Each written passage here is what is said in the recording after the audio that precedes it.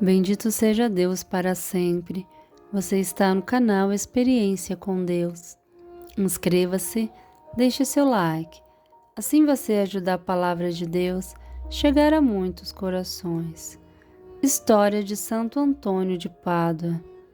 No dia 13 de setembro de 1195, na cidade de Lisboa, Portugal, nascia Fernando de Bulhões, que passaria a ser muito conhecido pelo nome de Santo Antônio de Lisboa, em referência ao lugar onde nasceu, e de Pádua, em referência ao lugar onde está sepultado, e sua fama viria a espalhar-se por todo o mundo.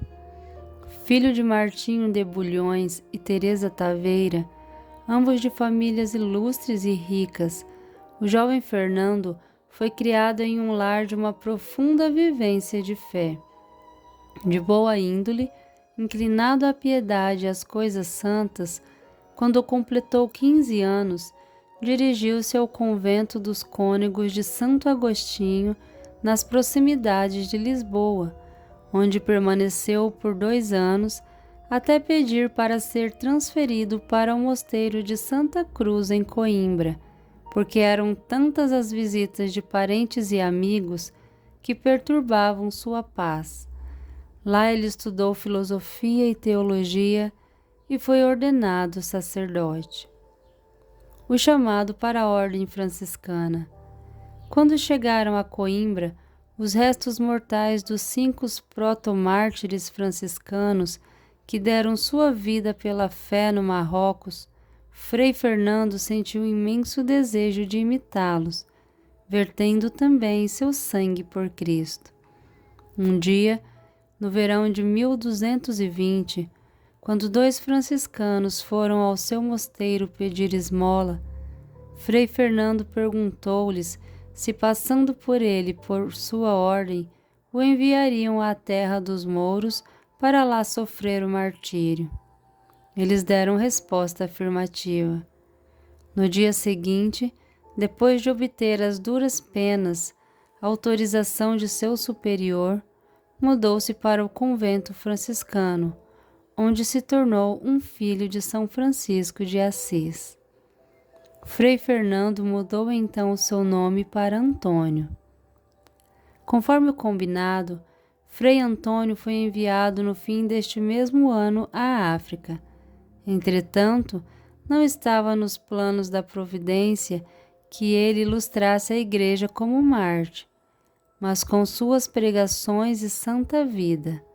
Assim, chegando ao continente africano, foi atacado de uma terrível doença, que o reteve no leito por longo período.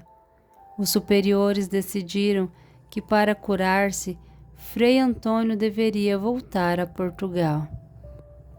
O encontro com São Francisco de Assis.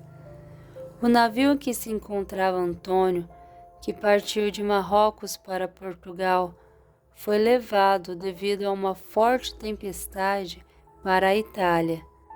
Quando chegou em terras italianas, desembarcou na Sicília e se dirigiu para Assis.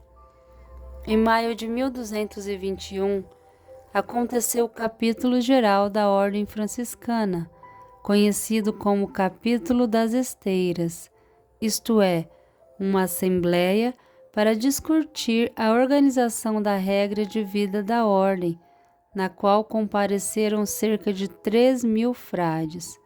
Foi lá que o jovem Frei Antônio esteve pela primeira vez com São Francisco de Assis, fundador da Ordem.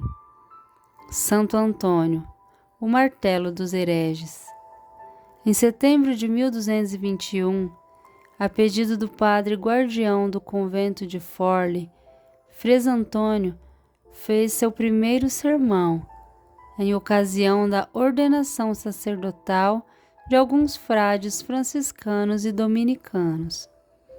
Conta que suas palavras saíram como fogo, demonstrando profundo conhecimento teológico e das Escrituras, tudo exposto com uma lógica, clareza e concisão que impressionaram a todos.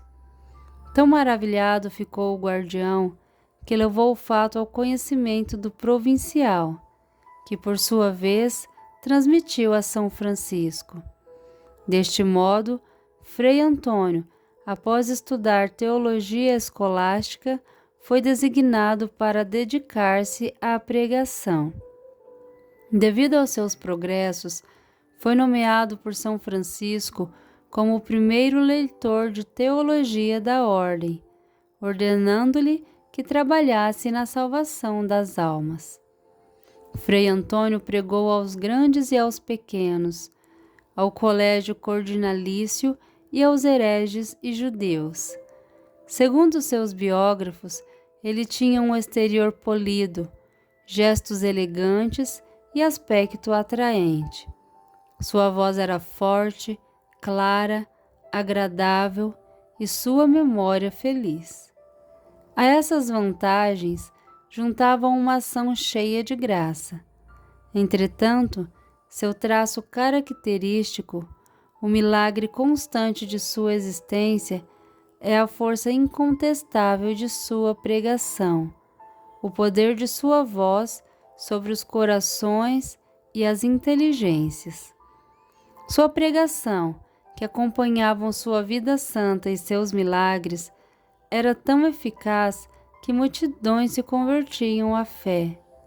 Refutava tão bem os infiéis com palavras e atos que ficou conhecido como o martelo dos hereges.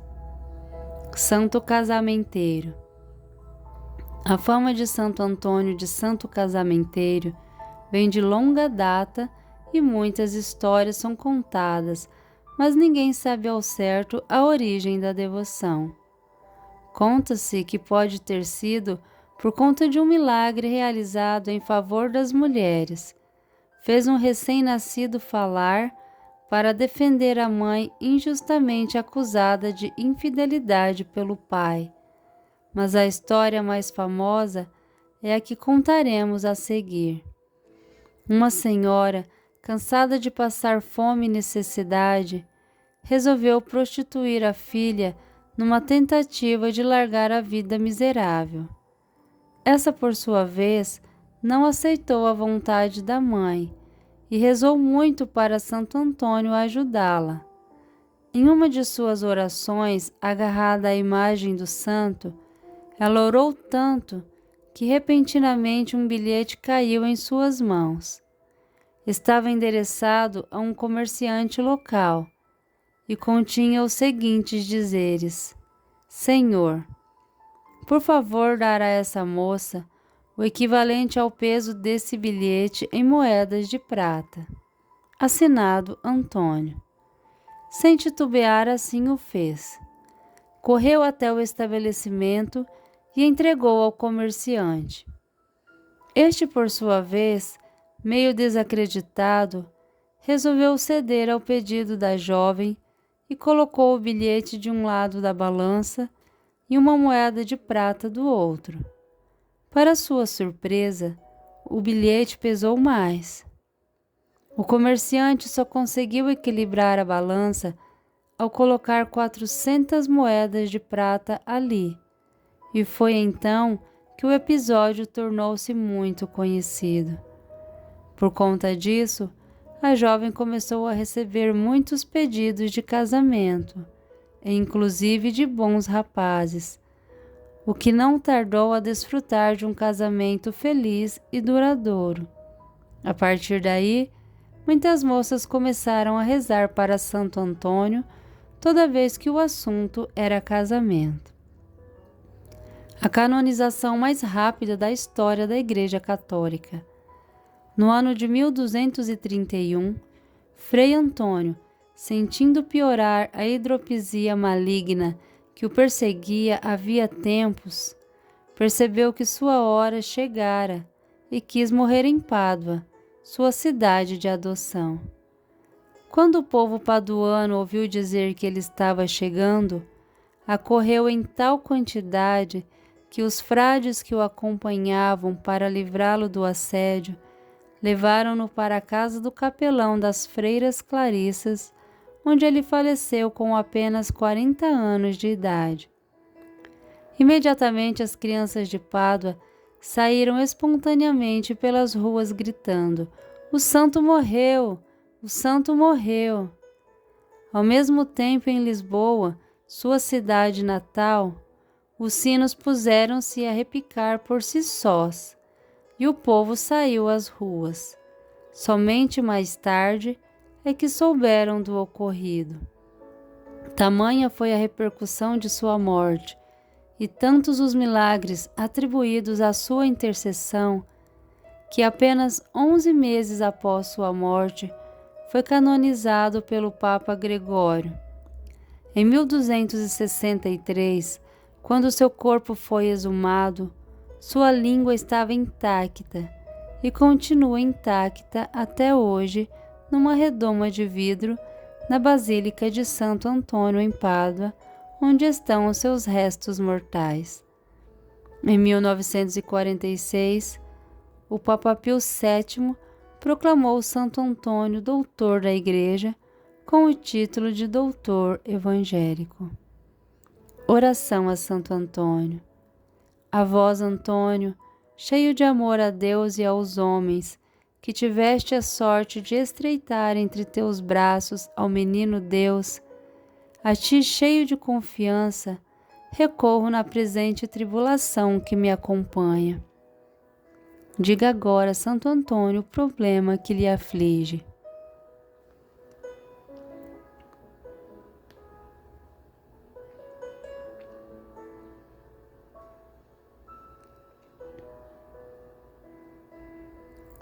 Te peço também por meus irmãos mais necessitados, pelos que sofrem, pelos oprimidos, pelos marginalizados, pelos que hoje mais necessitam de tua proteção.